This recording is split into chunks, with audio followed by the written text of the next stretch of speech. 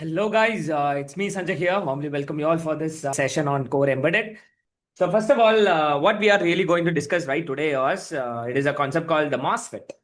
Because remember, we are already discussing a lot of important stuffs on the core embedded, which is going to helpful for you to get the job as embedded hardware engineer as well as embedded software engineer.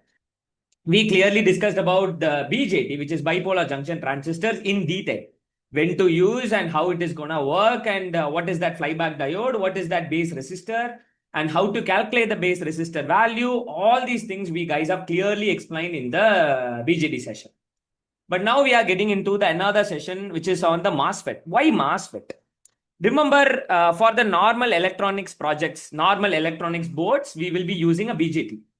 But even if you're going for the very heavy voltage applications, like electrical applications and all, transistor can't able to be sufficient.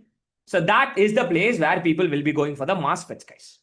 So while talking about the MOSFET, this is what the symbol and this is what the things here it has, and also it is also going to have various modes as well, depletion mode, enhanced mode, that and all we'll discuss later. But for now, while talking about the MOSFET, which is metal oxide semiconductor field effect transistor. So all people remember in our previous session, we guys have discussed about the BJT. So how it has been controlled, the BJT, which has been controlled completely with the help of a current, right? Even we have put up a resistor in between, and we used to push the current through the base to keep it on. So that's how in the BJT we made it to work. Whereas if the problem while talking about the BJT is the power is going to be wasted continuously. Why? Because it is current control.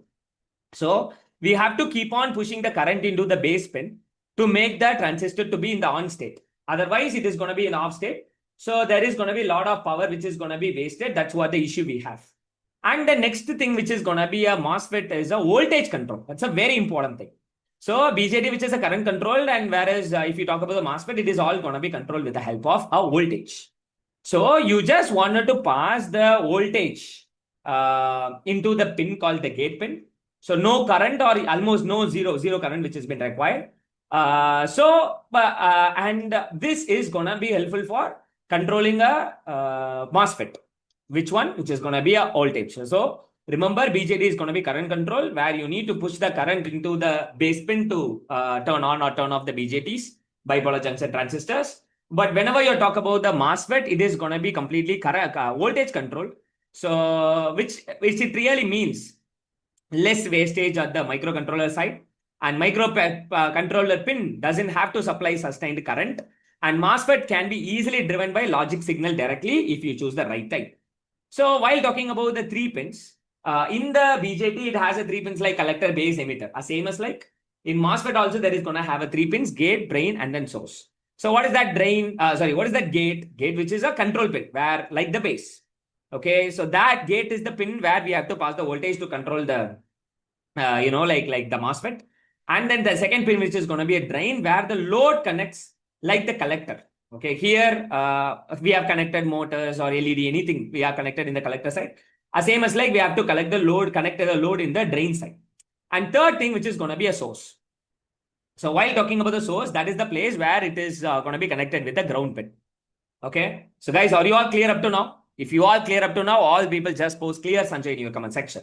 So you primarily understood the difference between BJT and MOSFET. So BJT, which is also a transistor, and MOSFET is also a transistor. Both the things are transistor. BJT is a bipolar junction transistor. MOSFET is a metal oxide semiconductor field effect transistor. And BJT, which it has a 3 pins like collector, base, emitter, same as like MOSFET also, it is having a 3 pins like gate, drain, and then source.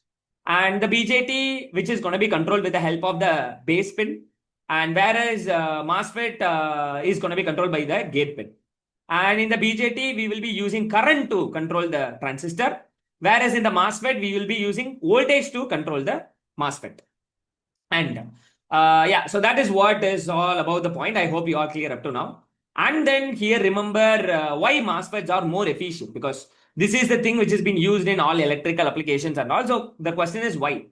So remember why the MOSFET, which is dominating the power in electronics, is because of this RDS. What do you mean by that? RDS is drain to source on resistance. What is that drain? Drain is the upper pin and the source is the bottom pin. Drain is the place where load has been connected. Source is the pin which where ground has been connected.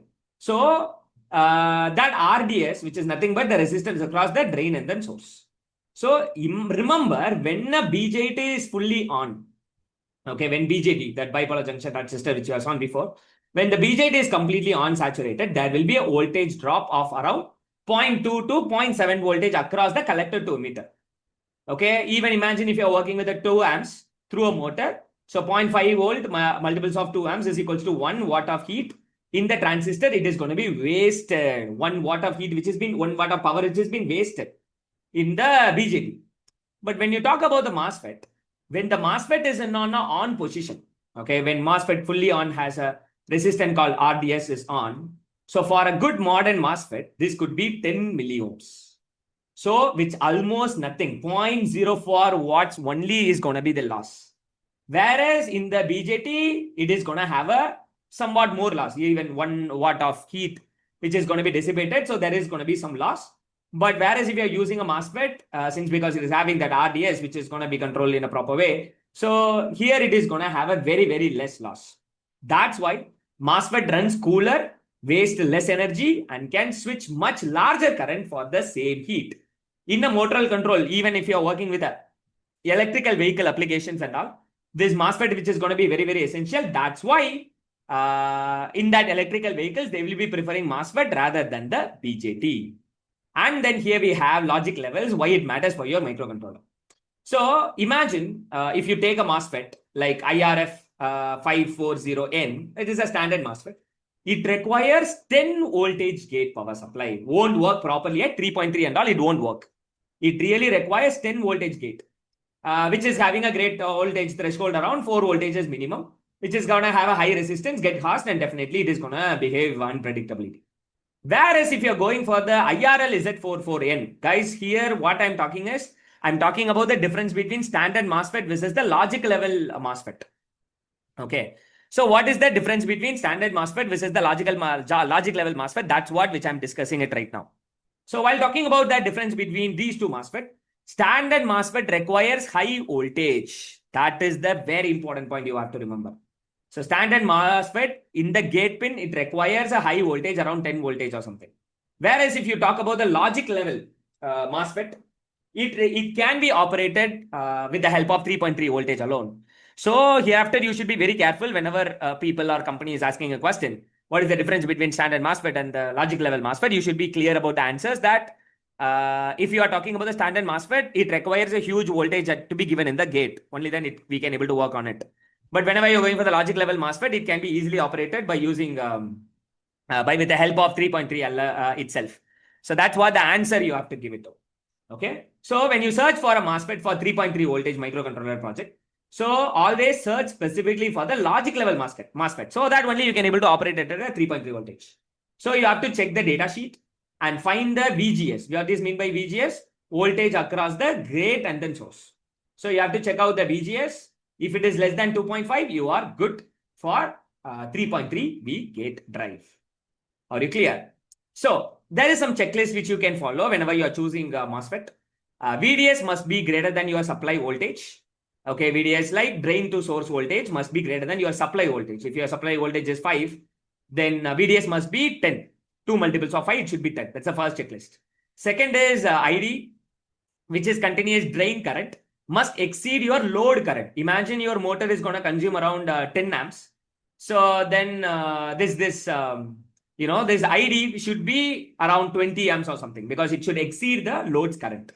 And third thing, which is going to be VGS, must be less than 2.5 for 3.3 voltage microcontroller use logic level, because that's what it has been required whenever you are really working with such kind of MOSFETs. Imagine you are working with any microcontroller or something. So on that time, your VGS should be 2.5. So then it can be able to be helpful to work with the 3.3 volt logic level. So that's what the complete checklist on choosing the MOSFETs, guys. So I hope you are clear. Do you got a clear idea about the MOSFET within a few minutes? So that's what the MOSFET is all about. And also remember, while talking about the rule, this is the rule. Like VDS must be greater than power supply, and the continuous drain current must exceed your load current, and VGS must be less than 2.5 or 3 or something. So that's what you all should have. And then here we have the comparison as well. Okay, while talking about the BJT and the MOSFET comparison, remember BJT for simple low power switching under 500 milliamps. Whenever you're working on that 100, I mean, under the 500 milliamps at all, you will be going for the BJT, bipolar junction transistor. Whereas if you're going for the MOSFET, when you need to go for is whenever you are handling above 500 milliamps for anything, it needs efficiency for industrial designs and motor drivers, electric vehicle and all. That is the place where MOSFET is needed to be used. Okay, and BJT is easy to find, easy to calculate, works fine with the relays and small loads. But remember, whenever you are handling a BJTs, don't forget about the whenever you are handling a whenever you are handling a transistors, don't forget about that base resistor. Don't forget about that, the diode and all, the fallback diode and all. Never ever forget, because that and all we have discussed in the previous session. Okay.